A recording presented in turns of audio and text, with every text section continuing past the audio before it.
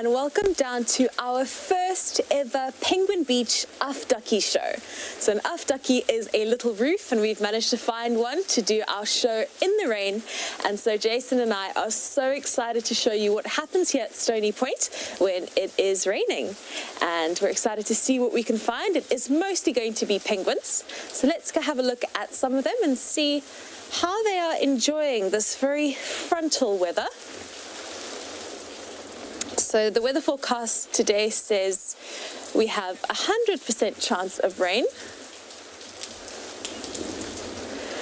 We have several penguins who are outside of their nests. I think they're enjoying the nice drizzle.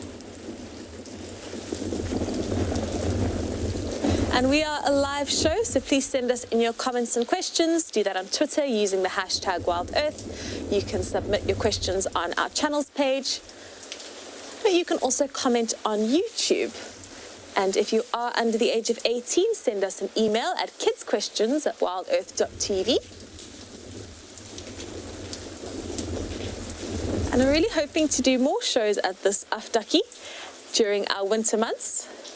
Now, hopefully it means that we can go live every day down here at Penguin Beach. And we did take in some requests to see what else we could say if we weren't able to see any penguins. And so we are going to be doing a little or animal anatomy.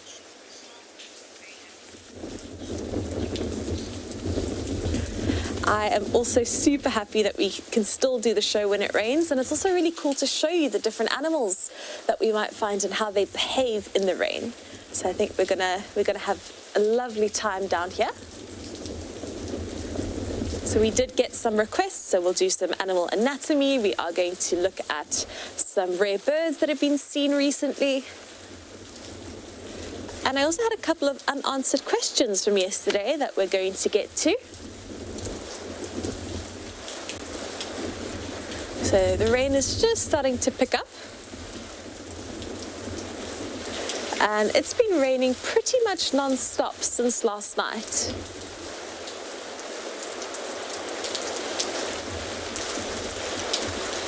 So in the Cape, we don't often have thunderstorms. This is our typical rainy weather.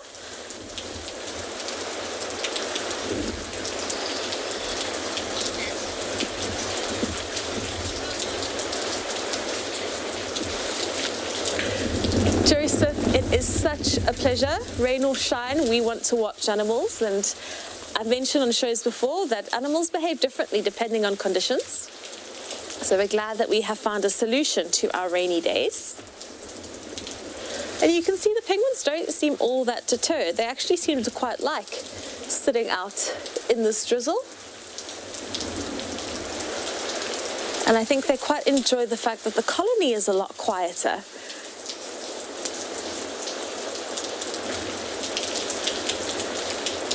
One of our questions yesterday was from Dark Main Lover, and Dark Main Lover wanted to know how many fish a penguin can eat. And she says when they're getting ready to molt, they can eat up to 10 or 11 fish a day, perhaps even more. 7 of our favorite furballs are ready to rumble and receive names as members of the Juma clan. And who better to name these cubs than you? This is Corky's cub, the boldest and proudest of the group. Is their name Koa, showing boldness, fearlessness, and bravery? Is it Kalula, as the energetic and speedy one? Or is it Zunani, the leader? Head over to our website to cast your vote. 7 of our favorite furballs are ready to rumble and receive names as members of the Juma clan. And who better to name these cubs than you? This is Ntima's first cub, and they're turning out to be quite the handful. Is their name Loki, after the Norse god of mischief and trickery? Is it Hlongavi, the one who can't be tamed? Or is it Shihleko, full of giggles? Head over to our website to cast your vote.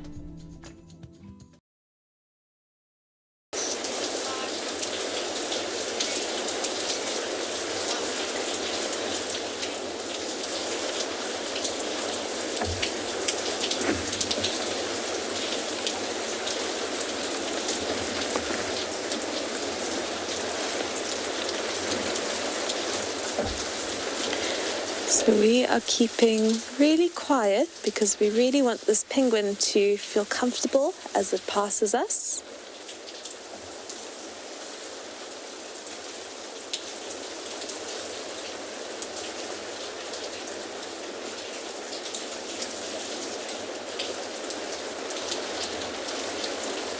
This penguin is actually coming towards us. It's going to hide underneath us, in fact.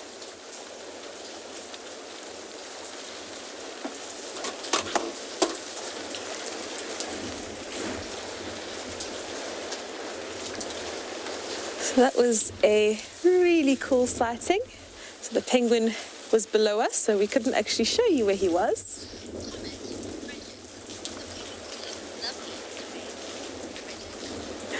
Bridget, I completely agree. I think they look so shiny when it rains. And this is a very well-used penguin pathway. So we've got one penguin who's going up the path and the other is going down. And you'll see today we are going to have poles in the frame occasionally. So we do try not to have man-made things in our frames, but, oh, look.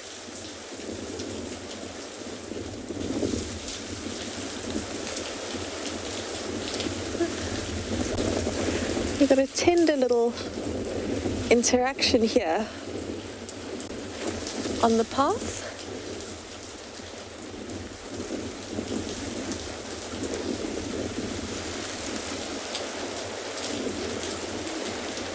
You can see they are submissive to each other. They're pointing their bills down. So we're saying we try not to have poles in the shot, but if that means that we are staying dry because it helps keep up the structure above us, we hope that you can forgive us for that today.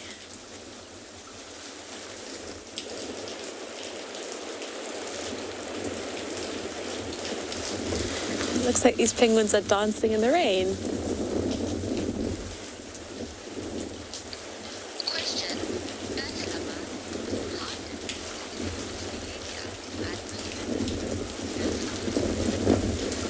Earth Lover, thank you so much for your question and thanks for watching the show. You want to know how different penguins' behavior is in adverse weather? I think they wouldn't define this as adverse. I think they quite like it. And I'm so curious to see what these two are getting up to. This looks like a really flirtatious little dance.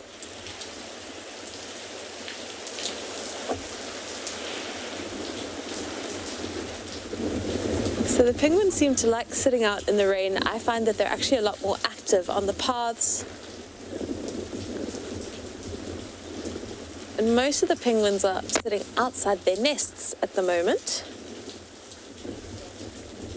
So I think because they are so well insulated and so fatty, this weather is actually more comfortable for them than the sunshiny days.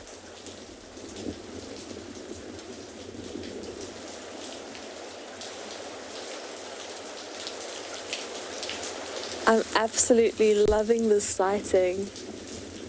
It is like they're dancing.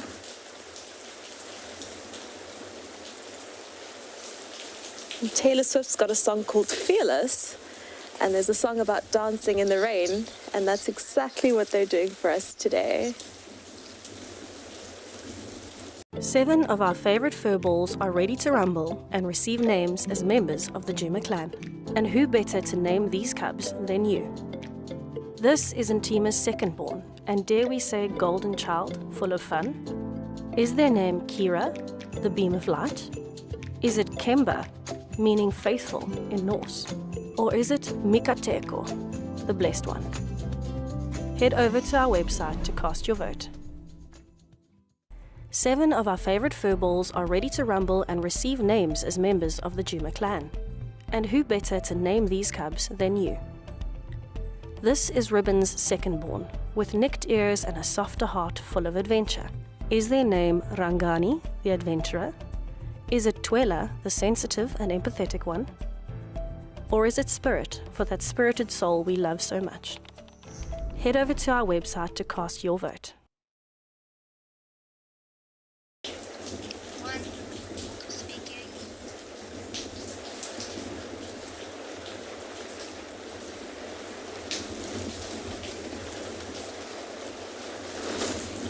So we've just been watching such a tender moment between these two penguins.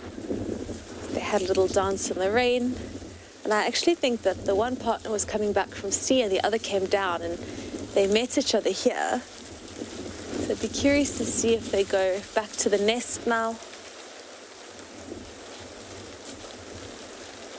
And at this time of year, I think the chicks are a lot bigger, so they feel a lot more comfortable leaving the chicks alone, and so sometimes the parents can just have some quality time together. You know that penguins are monogamous.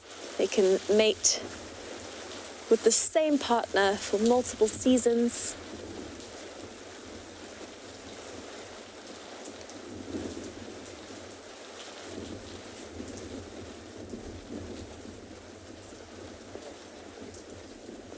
Now the one is heading off. See if the other one actually comes down and goes towards the sea. And usually what they do is when one is on land, the other is at sea. You can see these two penguins definitely know each other and like each other based on this interaction. And we would never shoot here otherwise, because usually there's people walking up and down. So I don't think this is a behavior we've ever really seen on Penguin Beach before, which is quite special to me.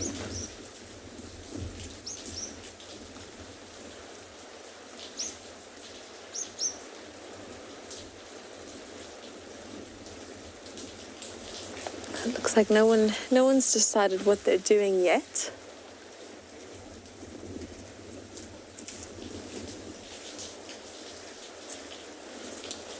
So I think what we might do is we might move off from those couple of penguins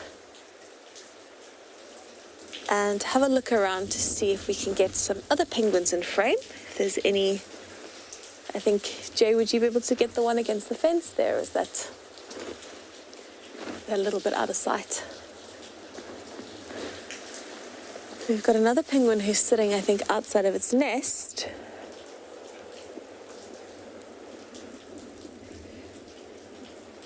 And some animals, like seals, when it's rainy like this, they puff up their fur, and you can see that they're not. I think seals love water when they're in the actual water. I don't think they enjoy water from above.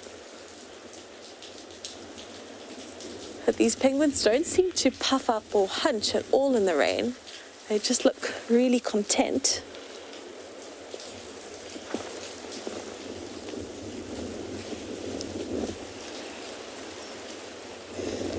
And just to show you how much it's been raining.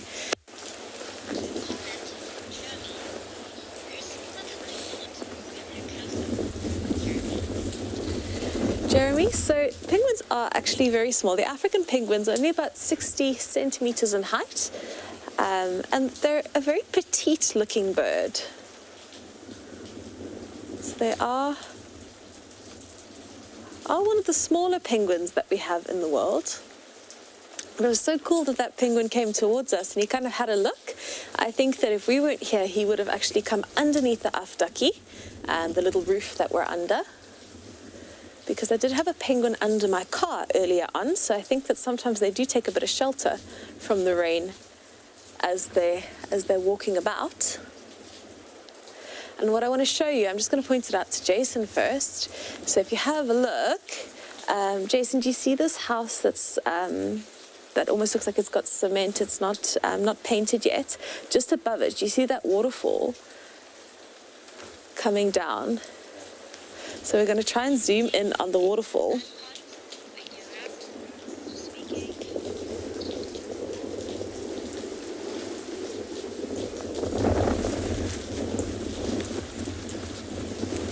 As our global WildEarth family grows, we know that many of you struggle to get your questions answered during the live safari. Going forward, we will be holding AMAs for our WildEarth explorers, and the next one is with Trishala Naidu, our resident scientist and lover of all things in nature. Join me on the 15th of June straight after the Sunset Safari for the opportunity to ask me anything. All you've got to do is sign up to be an explorer and get those burning questions ready, and I'll answer them.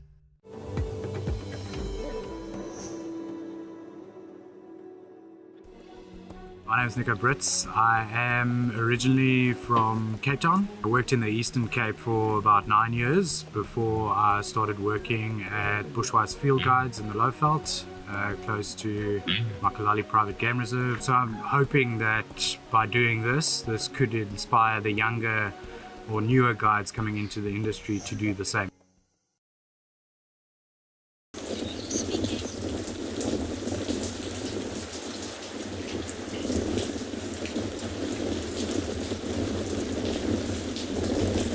So we've just been looking at this waterfall, and I was just saying how the water here is stained brown or orangish because of the tannins from the fynbos. And these mountains are stunning when it rains because you'll just have water coming down all of the cliffs.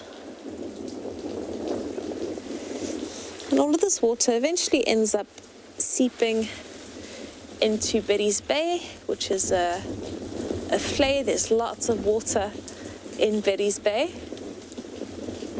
and that water of course eventually ends up coming into the ocean. And where that brown water meets the ocean, we have brackish water. Narata, it is always lovely and amazing to see a waterfall. It's one of the beautiful things that we have in the Cape if you're driving in this stormy weather. If you just look to any of the mountains, you tend to see the water coming down. And I was mentioning that when that water meets with the ocean, it creates what we call brackish water. So it's water very high in nutrients, and those nutrients attract a lot of fish into the area. Where we have fish, we have cormorants feeding. You sometimes have the humpback dolphins coming in. It's just picked up, the rain's just picked up a little bit. I think what we might do is we might take a slow pan towards the ocean. Just give you some ocean views for today.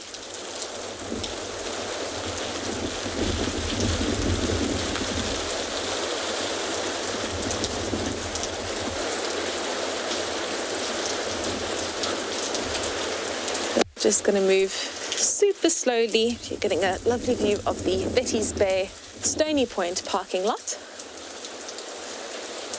The ocean is not looking all that stormy, so the wind has actually dropped down a little bit for us, which has been quite nice.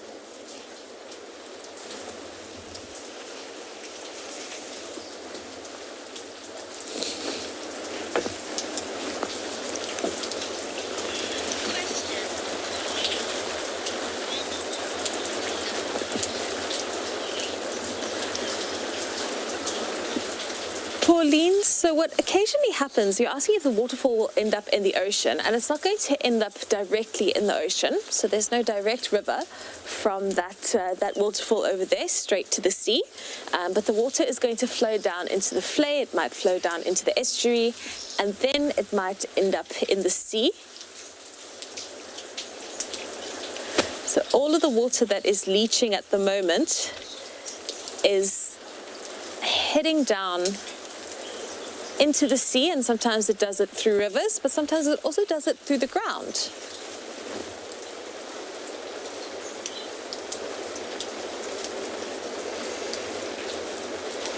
And so we're just going to enjoy a couple of views of the sea, and then we're going to see what else we might be able to look at and find for you. And of course we also have to do a bit of show and shell. The Safari Guide of the Year 2022 is approaching us rapidly. This year, we'll be heading to Bushwise Field Guides at the Southern African Wildlife College from the 27th June till the 2nd of July. We will soon meet all our contestants who are vying for the prize of being the very best of the best, and the judges who will put them through their paces. Join me, Steve Falconbridge, as we dream it, guide it, win it.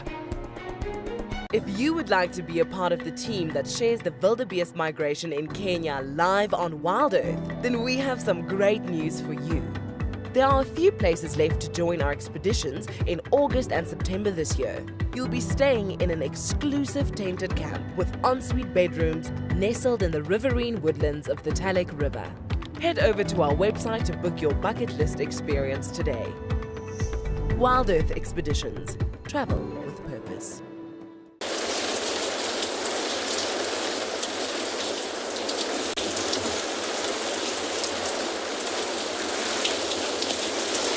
So we also had another unanswered question yesterday from Arctic Circle, and Arctic Circle was asking about the common ancestor between the penguins and their closest relatives. And I really went and had quite a long look, and I found a lot of articles that spoke about sort of when the divergence happened, which was about 66 million years ago, and it was in the late I'm trying to look at the word, but I can't say it.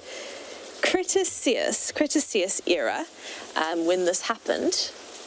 But I wasn't able to find any particular fossil where they could say that fossil is both related to the albatross and to albatrosses and shearwaters, which is the closest relative of the penguin. And actually trace it back to penguins too. So I will keep having a look to see if there's anything that I can find. And Sikle, our director, I really struggle with words if you haven't noticed from watching the show. But Sikle is saying it's Cretaceous. Thank you, Sikle, for helping me pronounce that.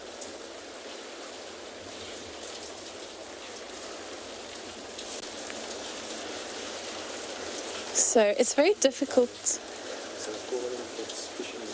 Oh, Jason has a cormorant that is fishing. So we're going to go have a look. Whereabouts is the cormorant?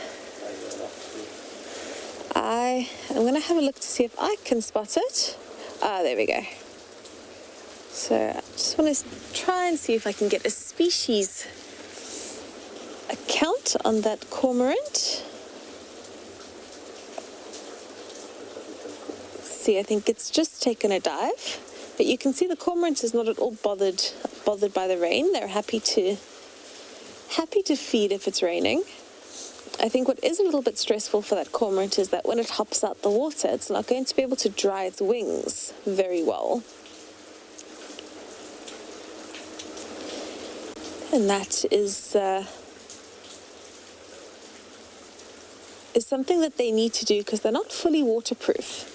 So when cormorants get out the water, they need to actually sit with their wings open and dry them out. That also helps to aid digestion.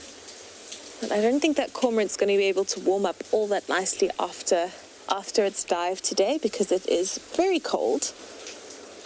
It's stony. And where Jason is kind of pointing the camera, just in front of that, there is a very famous penguin pathway here.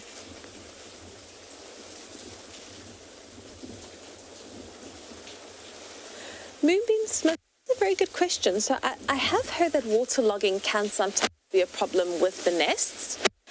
I think that if your soil is properly aerated and if you've got a healthy ecosystem, then the nest should drain. And the penguin's actually going to go through this is the main penguin pathway of Stony Point, and we're going to see it so nicely framed. I'm having so much fun shooting here today because we're getting such different angles. Are you having fun, Jason? Jason's enjoying it. Jason is also standing on a table, as was I, just to get a bit of height. Let's watch the penguin go through the magical fence, which it probably won't because we've asked it to. It does look like a portal into another world from here. And just because we said that the penguin might use it, he's decided that he's going to go to the left wing.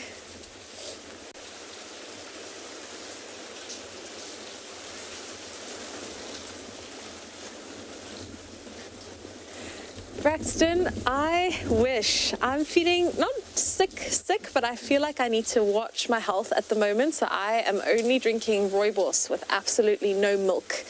But I would really love a hot chocolate. Where I used to work, I had one of my wonderful co-workers, Clifford, who would always make me hot chocolate if I was sad. So he would look at my face, and if I just looked even a little bit sad, he would always offer me a hot chocolate. Oh, we've got penguins coming down the pathway. And so we also have a human who might be passing our pathway, but we'll move back to the penguins in just a moment. But whenever I think of these cold winter days, I think of long days at sea, getting back, being soaked to the bone.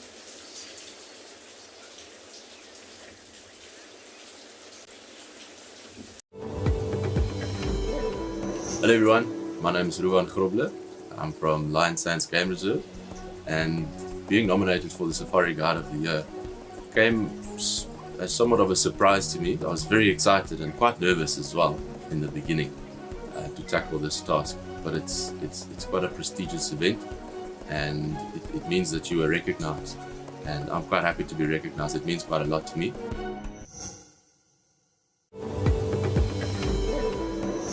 My name is Solomon Lovu. I am working at Singita Kruger National Park. I am very excited today to be one of the guys that have been nominated or selected to participate in the Safari Guide of the Year. I'm an activator. I like studying something, motivating others to become better. I am positive. I like to focus on the positive sides of the situation.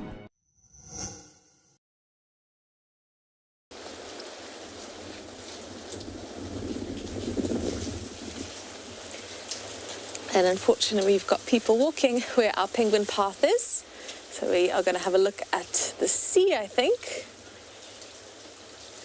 while we wait for those people to move.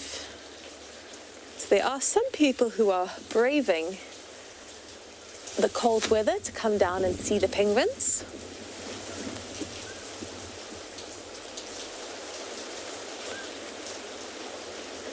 And you know what I think? I think Jason is slowly going to start panning towards me because I want to talk about a rare bird that has been in Cape Town. Because one of the requests I had yesterday was to talk about wading birds and the rare waders that we have in this area. And we actually haven't had any reports of rare waders recently, but in Cape Town there has been a very interesting bird, and it is called the snowy sheathbill, and it's a bird that actually lives on the Antarctic continent. So it's number 3J. I think you can see him there. So this bird most likely hitched a ride on a ship. They are not scared of people, and they're a little bit like gulls. So they like to be where the people are. And so this funny-looking creature has been hanging out in Kalk Bay and Simonstown. They don't have webbed feet, which is a bit weird for oceanic birds. But they are famous for actually sitting on boats, and they will eat pretty much anything they can find. I think if you live in Antarctica, food is scarce, so that's probably why their diet is not very specialized. And so that is one of the rarer birds that has been spotted recently in Cape Town. It's not a wader, but I thought I might share that with you. And I think what we're going to do is we're going to move back to the ocean after a look at this snowy sheathbill. And we are going to see if we can find anything else around, any other animals who'd like to show their faces in this Cape storm. But with the question of waders,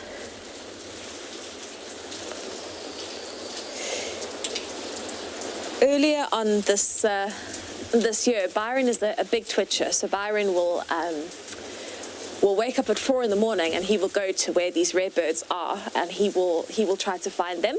And earlier this year, he got to see the barred sandpiper and the pictorial sandpiper, which are fairly rare waders in this area. Waders that we do see, I've never seen at Penguin Beach, which is a bit weird for me, would be the whimbrel. So whimbrels are here during summer, some stay all year round. Another fairly common wader, we don't have that many in Stony Point, and I think it's because of the sacred ibis. But ruddy turnstones you'll often see in our summer months. So I really like the ruddy turnstones. You'll often see them on the shoreline. They're often in a group. And then the other day before a show, often it happens that before a show and after a show, these interesting little things show up. We had a 3-banded plover. And so we're not seeing that many different species of wader at Stony Point, but it is something where the birds pop up out of nowhere and disappear just as quickly. And so you have to be out every day looking to get some of these rare sights. And I do know that with the wading birds, competition from the Hollydow ibis and the sacred ibis has meant that we are seeing less of the whimbrel, the godwits, things like that. I think we're still just having a nice look at these penguins who are in between the dune spinach.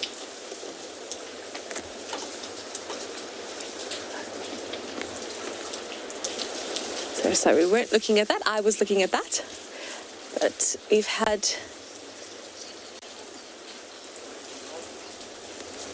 7 of our favorite furballs are ready to rumble and receive names as members of the Juma clan. And who better to name these cubs than you? This is Heart's cub, adventurous and brave, and daughter to one of our most loved mothers. Is her name Moya, meaning wind or soul, for that adventurous side? Is it Shiluva, meaning flower, for her growth? Or is it Mbilo, meaning heart, as Heart's daughter with a heart on her side? Head over to our website to cast your vote. 7 of our favorite furballs are ready to rumble and receive names as members of the Juma clan. And who better to name these cubs than you? This is Corky's cub, the boldest and proudest of the group. Is their name Koa, showing boldness, fearlessness, and bravery? Is it Kalula, as the energetic and speedy one? Or is it Zunani, the leader? Head over to our website to cast your vote.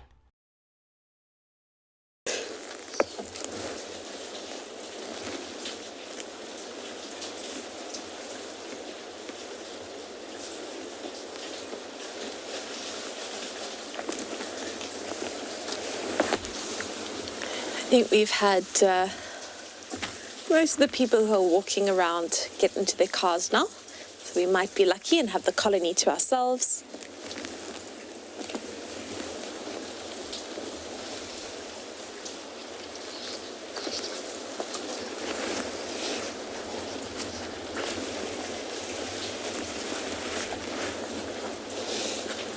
Victor, I would say the activity actually picks up.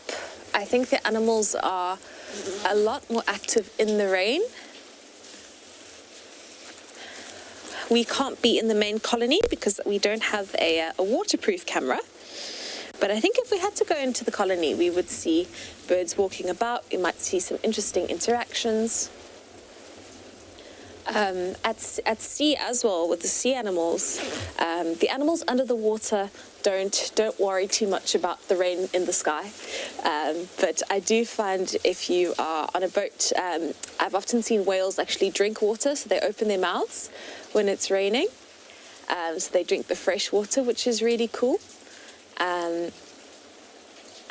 I find that sometimes, because you can see the conditions here are quite dark today, I think the fish come to the surface in rainy weather, because I've had a lot of really good sightings. I've had a Brutus whale lunge feeding at the surface, so that's when they stick their whole head out the water to try and catch some fish. I've had dolphins jumping out the water chasing fish at the surface. So I love watching wildlife in rain. Some animals don't like the rain, and so they'll just sit around and puff themselves up and wait for it to stop. But I think most animals prefer cooler conditions to heat stress.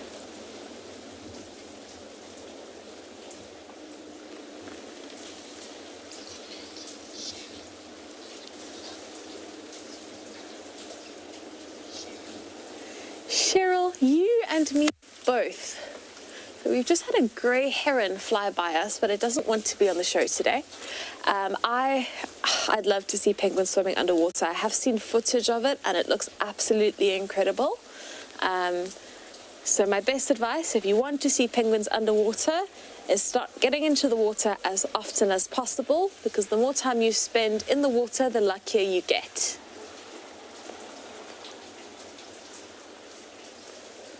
So I'm just looking out at the sea to see if we'll have anything fun on the horizon. And Jason wants to look at the clouds. Oh, cormorants are flying, sorry. I thought you were seeing interesting clouds and I was wondering which one. We're looking at the cormorants, and you'll see it's Cape cormorants because they're flying in a nice big group there. So they fly in that V-shaped formation to save energy.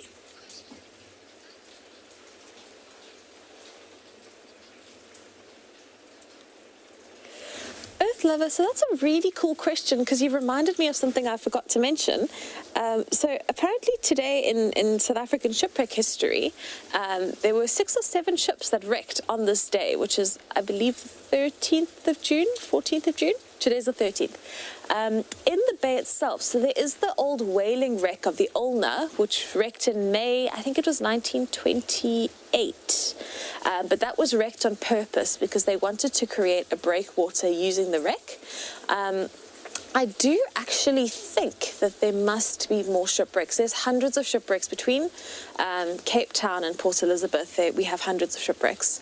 So what I'm going to do, because I love shipwreck history, I think it's so interesting, is I will actually look up what other wrecks we might have in the Betty's Bay area, and I will get back to you, because I'm not too sure. I can't think of anything that's very obvious. I can't think of a famous wreck here. The Ulna was wrecked on purpose, so I don't know if that necessarily counts. I think the most famous shipwreck in the area of the Overberg is that of the HMS Birkenhead. So that wrecked on a rock pinnacle back in 1852. And around 400 people lost their lives that day, so it was one of South Africa's largest maritime disasters. And there's this really cool page that I found that actually details the shipwrecks every single day of the year. So every day they let you know like what wrecked on that day years ago. As our global WildEarth family grows, we know that many of you struggle to get your questions answered during the live safari. Going forward, we will be holding AMAs for our WildEarth explorers, and the next one is with Trishala Naidu, our resident scientist and lover of all things in nature. Join me on the 15th of June straight after the Sunset Safari for the opportunity to ask me anything. All you've got to do is sign up to be an explorer and get those burning questions ready, and I'll answer them. Are you a fan of the Juma clan? If the answer to this is yes, then you are cordially invited to our Hyena Hullabaloo starting on the 13th of June. During this week, we want to take a trip down memory lane. Please send in your favorite Juma clan moments to hyena@wildearth.tv by the 7th of June, and we will dig into our archives and try our hardest to play it out during this week of Hyena celebrations.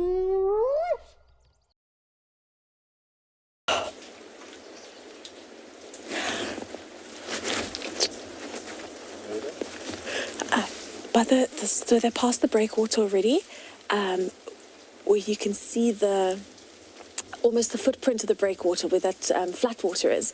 So guys, something super exciting. We have 3 otters. We had them before the show and they're coming back. So Jason, if you just film in line with the breakwater, I can see 2 heads now. They've just gone down again. And the heads are up again. Can you see them? Yay! Penguin Beaches, we have 3 otters for you. I'm so happy. And there's a little flick of the tail. 2 heads, 1 head, 3.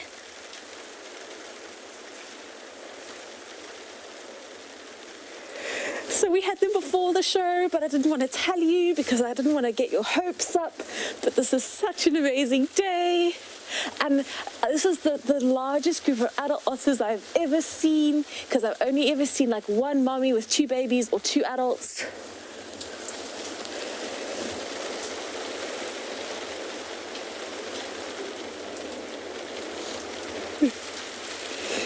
We are so lucky, and I think we're seeing them because it's rainy, it's quiet. Jason's very glad we're not on the same table because I'm shaking it up like I don't even know what shakes as much as what I do, but this is just epic. So it took me many years to see my first otter. Look at the little heads coming out the water, and their tails are so cute because they've got these like thick, really long tails. And these are Cape clawless otters.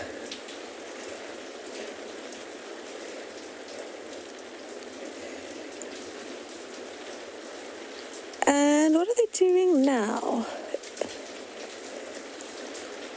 Kind of coming towards us. So these otters are super shy, so it's actually really great that we're here because they might be spooked if they see people. I find if you're scuba diving, sometimes they're curious, but if you're on land, they're not a huge fan of us.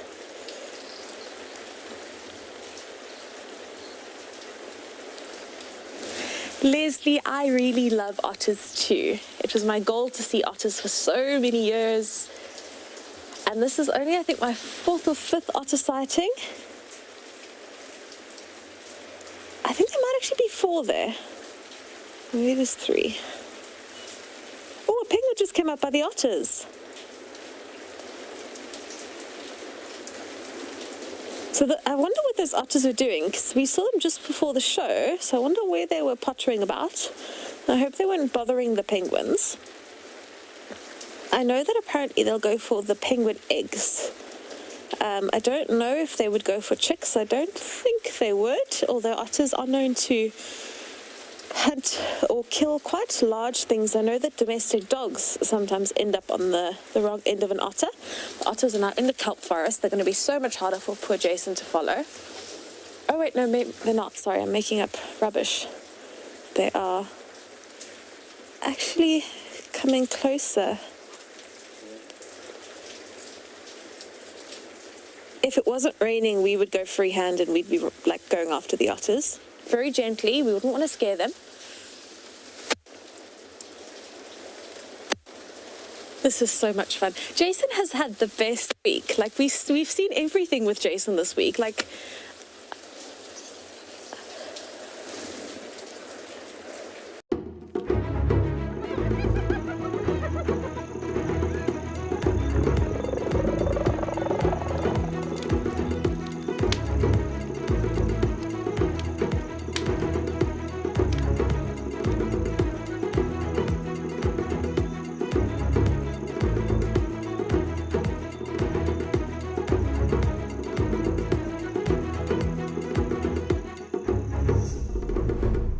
Long misunderstood as dim-witted, gluttonous scavengers, the hyena over the years has had a serious PR crisis on its paws.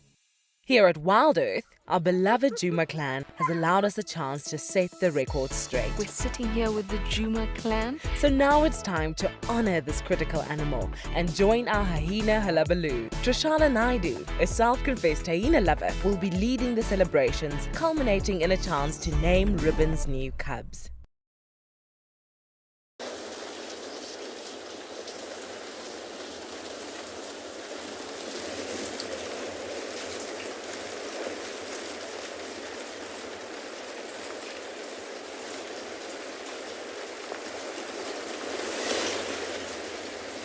And this Penguin Beaches is why I always say to people, you should watch wildlife in all weather.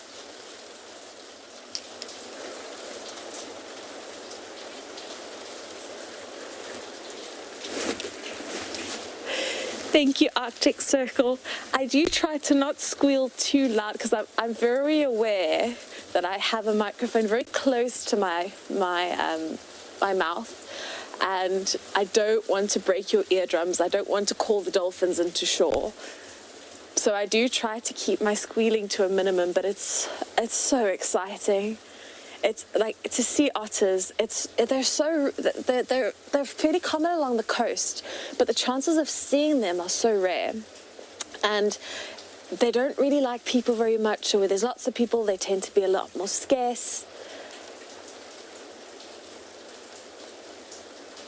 But that's the great thing about coming out every day and going out in different weather conditions, is that you experience different things, you see different things, and I always think it's worth going out, rain, shine, wind, because you never know what you might find. And if we decided today, and we would have been here anyway, Jason and I, but if we decided, oh, we're not going to film, we're not going to figure out a way to film, we would have missed these otters. None of us would have watched otters together today.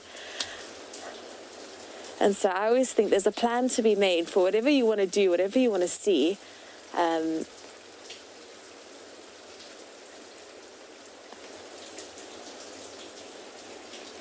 And when you make these plans, that's really when the magic happens in life. I think so often we're like, oh, we don't want to do it because it's cold or because of this reason or that reason. But often our best moments in life are not in the most optimal of conditions.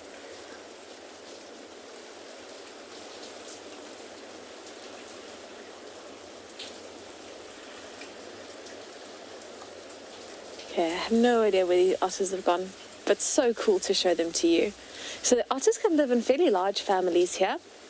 I saw a report the other day where somebody saw 8 otters together.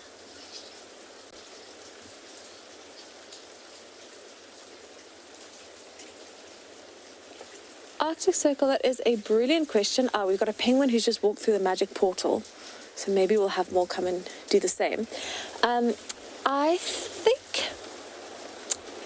Dussies are going to stay warm, so they're going to not hibernate, but they're going to stay inside their little holes until there is a bit of sunshine coming out, and then they will feed. I think that Dussies could probably go for a few days without eating. You know, they're used to living in arid, food-scarce environments, and so they'd probably just live off their fat for a few days, and as soon as that sunshine came out, they would make sure to get their tummies full and their bodies warm.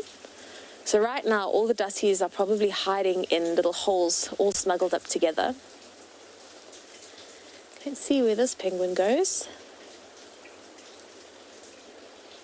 I'm so glad we got to show you those otters. That's made me so happy. This penguin is going to walk through the puddles. This penguin looks very happy in its waddle.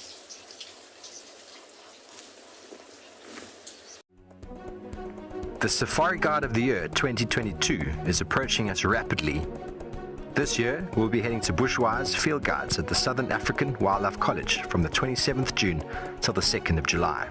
We will soon meet all our contestants who are vying for the prize of being the very best of the best, and the judges who will put them through their paces. Join me, Steve Falconbridge, as we dream it, guide it, win it. If you would like to be a part of the team that shares the wildebeest migration in Kenya live on WildEarth, then we have some great news for you. There are a few places left to join our expeditions in August and September this year. You'll be staying in an exclusive tented camp with ensuite bedrooms nestled in the riverine woodlands of the Talek River. Head over to our website to book your bucket list experience today. WildEarth Expeditions. Travel with purpose.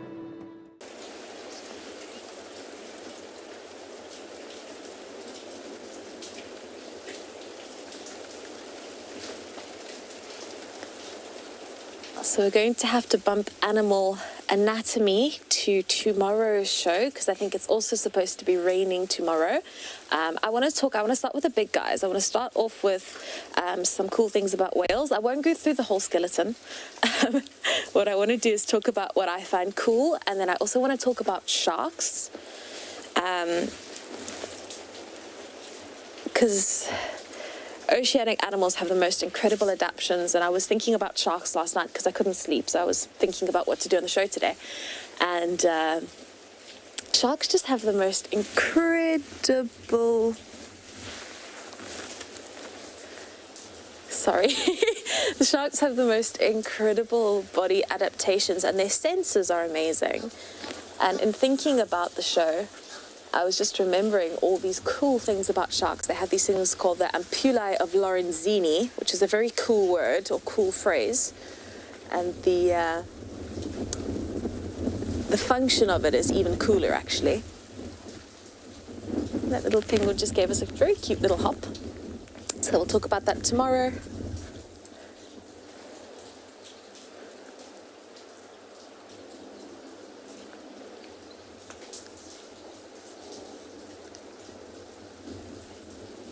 I think we've had such a good day. We had dancing penguins, we had otters, we got to see some cormorants.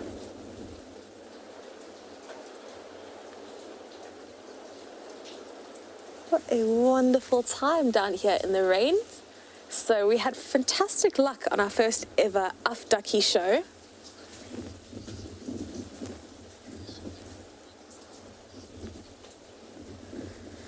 Salt and pepper, I also love the way that they waddle. And I really think, because we've got a penguin named Pepper, every time your name comes up, I think about this. We have a penguin named Pepper, so we need to get a penguin named Salt. So then your name is represented on our show. We might actually be able to show you some Egyptian geese if they play along, because they look like they're walking in the parking lot. So if we're lucky, we might show you just one more species today.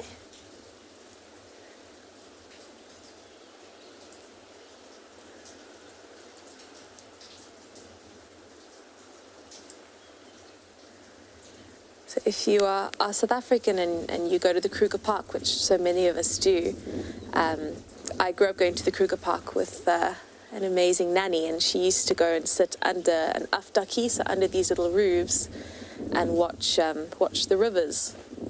She'd do it for hours at Olifants camp. And so I have a very sentimental view of watching wildlife from underneath an afdaki.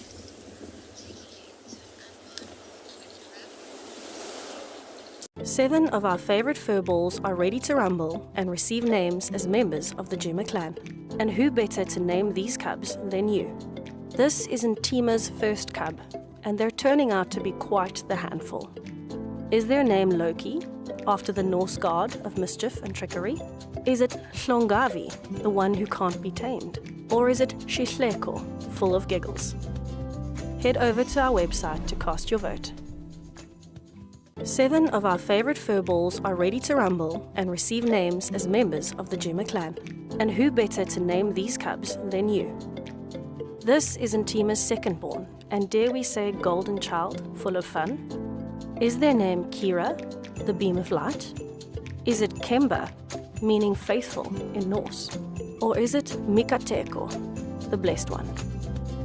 Head over to our website to cast your vote.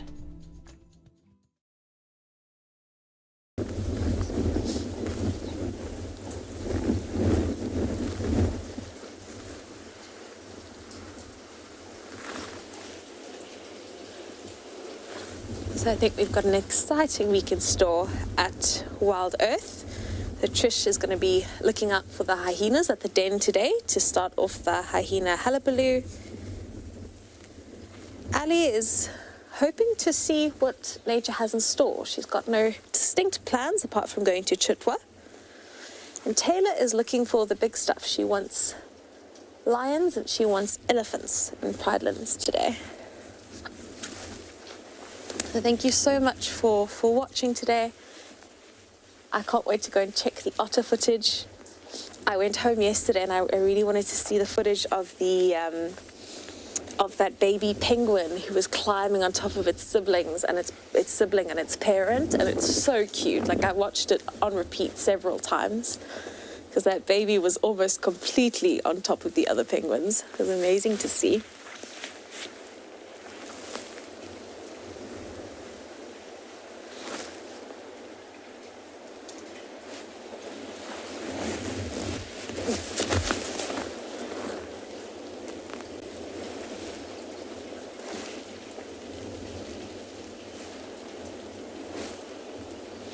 We're just going to spend our last couple of moments with that one penguin who's still sitting outside of its nest. Really content. The geese. Ah, we've got the geese. We can show you the geese. Fantastic. So the geese are in the parking lot enjoying the fact that there's very few cars around. And they're giving themselves a bit of a preen. I think since the rain has stopped, they're taking the opportunity to just sort out their feathers.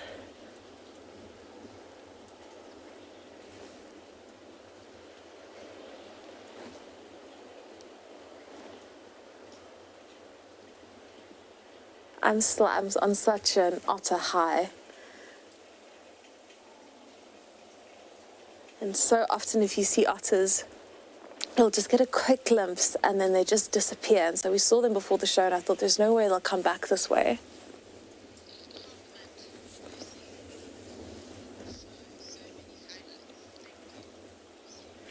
Lucy, thank you so much for watching and for sticking with us. As I look towards the parking lot, another highlight for me was actually the waterfall, to be able to show that to you, because that was super cool.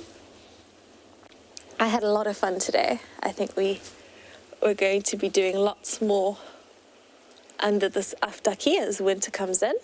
So I think the weather's supposed to be a bit tricky tomorrow, and Wednesday I think it's not raining. I think it's the storm starting to end, but we'll play it by ear. We'll see how it goes.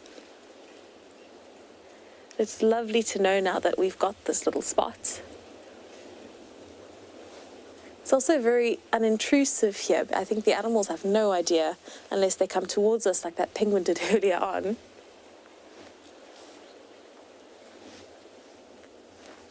Are you looking at the ibis? And we've got some sacred ibis coming down to the shoreline and beautifully silhouetted against the mountain there.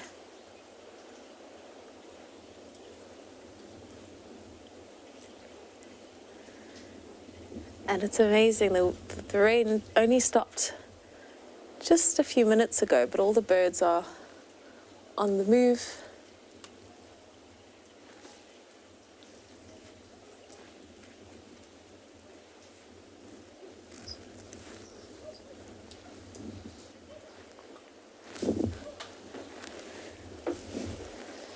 On behalf of Jason and I want to thank you for spending a rainy day at Stony Point. I want to thank you for being there to watch otters with us. That was so much fun.